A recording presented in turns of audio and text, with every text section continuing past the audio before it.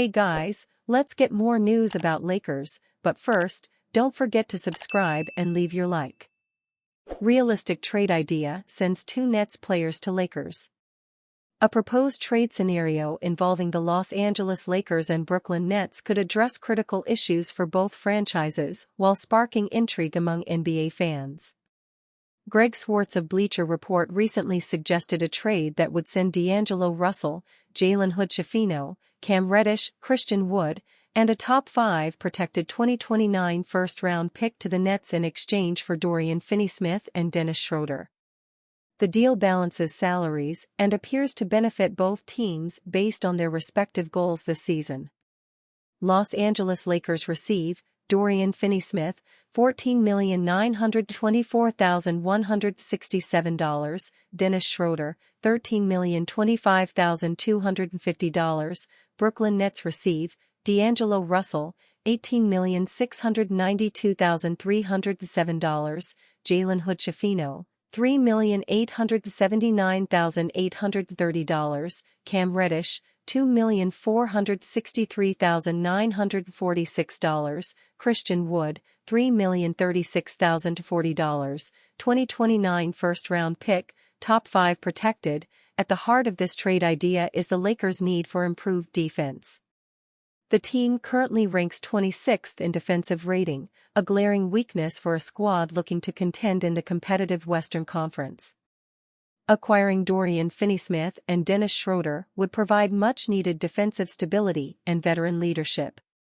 Finney-Smith, one of the league's premier 3-and-D wings, is averaging 10.6 points, 4.3 rebounds, 1.8 assists, and shooting 46.5% from the field and an impressive 43.2% from beyond the arc this season.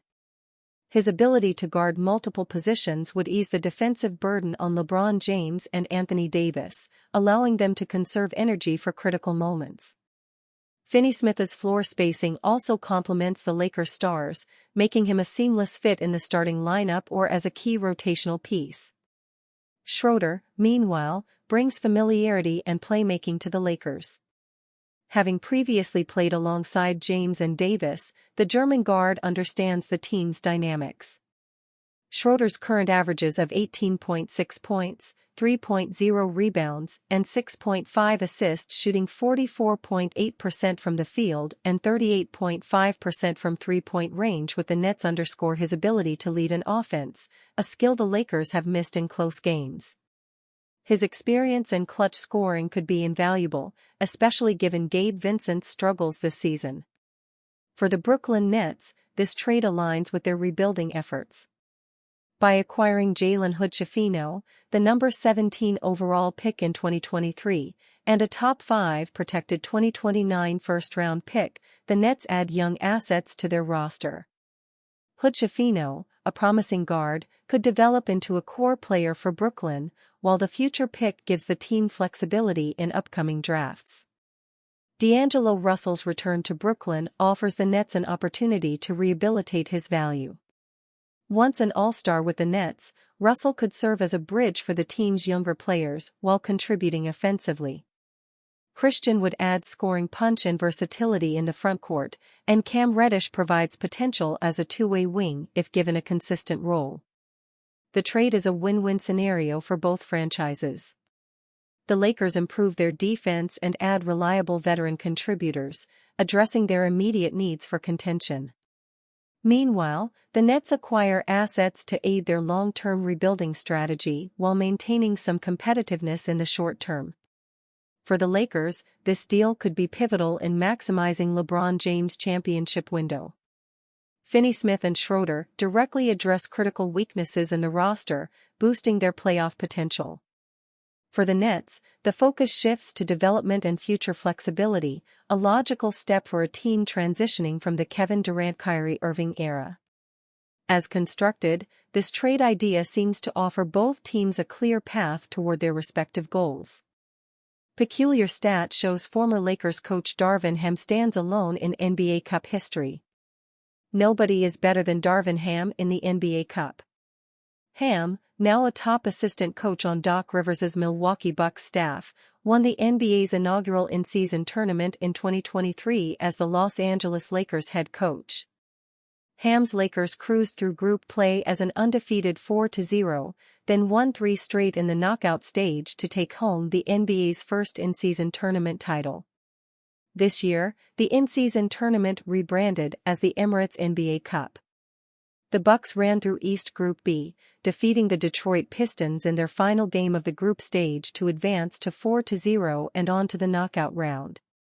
Milwaukee defeated the Orlando Magic in the quarterfinals Tuesday to move on to Las Vegas as one of the tournament's last 4 teams standing. With a 114-109 win over the Magic, Ham has yet to lose an NBA Cup game as a coach. He owns a perfect 12-0 record, a feat no other coach can tout after Ham joined the Bucks staff following his dismissal from the Lakers after 2 seasons as head coach. Certainly a niche accomplishment, but 12 competitive games is large enough of a sample to recognize. The Bucks are the first team to advance to the 2024 NBA Cup semifinals. Now off to Las Vegas, they will play the winner of the Atlanta Hawks-New York Knicks quarterfinals matchup. Milwaukee needs to win 2 more games to keep Ham's odd streak alive for another season. But after the fallout with the Lakers, Ham still gets up for the NBA Cup. Lakers are expected to show interest in Wizards veteran. Los Angeles Lakers general manager Rob Pelinka may be very busy very soon. As his team struggles to rise in the standings, there are many people saying Pelinka needs to make a large splash and commit to a trade that turns LA's fate around. According to Anthony Irwin, via NBA Central, Pelinka is expected to check on Jonas Valanciunas of the Washington Wizards on December 15 when he becomes eligible for a trade. Valanciunas has been on the Lakers' radar for some time, but will Pelinka be able to get a deal done?